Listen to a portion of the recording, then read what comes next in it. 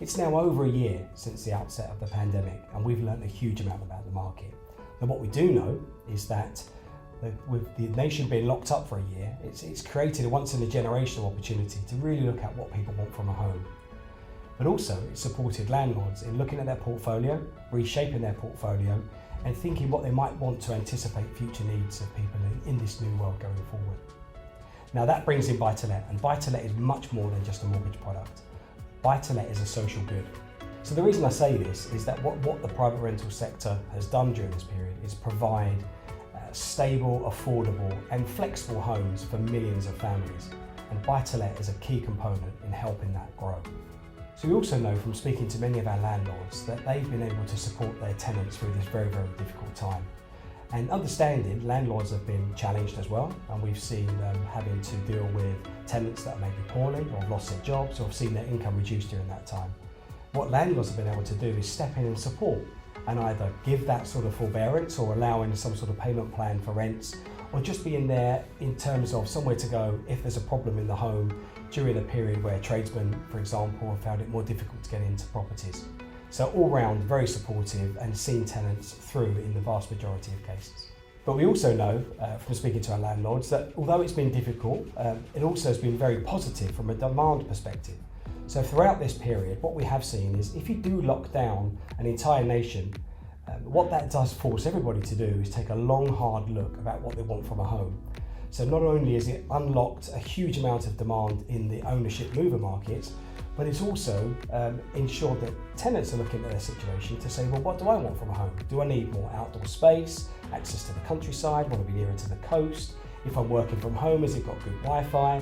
Can I be somewhere separated from everybody else that I share the house with, whether that be friends or family, to allow me to work effectively? So it's raised a whole range of questions, and that has driven up a huge amount of demand from tenants in all different types of properties. So one of the things we were very mindful of is what demand might come for different types of properties in the future. For example, student lets, was there going to be demand with universities being open, with people studying remotely? Or actually in terms of houses of multiple occupation, will we still want people living together in the same communal areas? Now interestingly, what we did find is that for those that are living on their own, there was a strong preference actually not to feel isolated and share a house with others in this period of lockdown.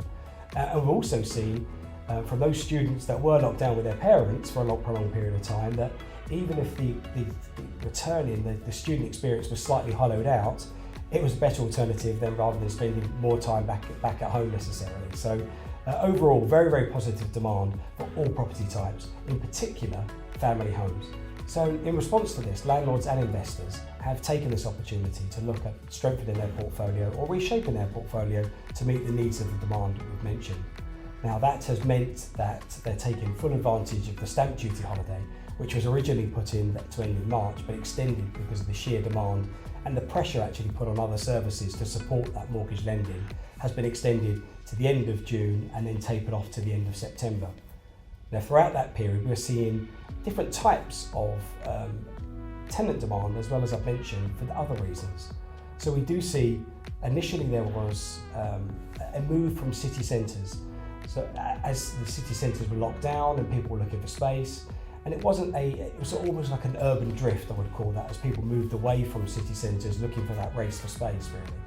But it almost had a sort of halo or donut effect in terms of the outskirts of those city centres became even more popular. So landlords were looking at reshaping their portfolios on that basis, but at the same time, looking further afield, we know landlords, particularly Paragon landlords, tend to look mainly 30 to 40 kilometres from their residential address. But we have seen some broaden their horizons or just look to increase their portfolio size more locally as the demand has increased.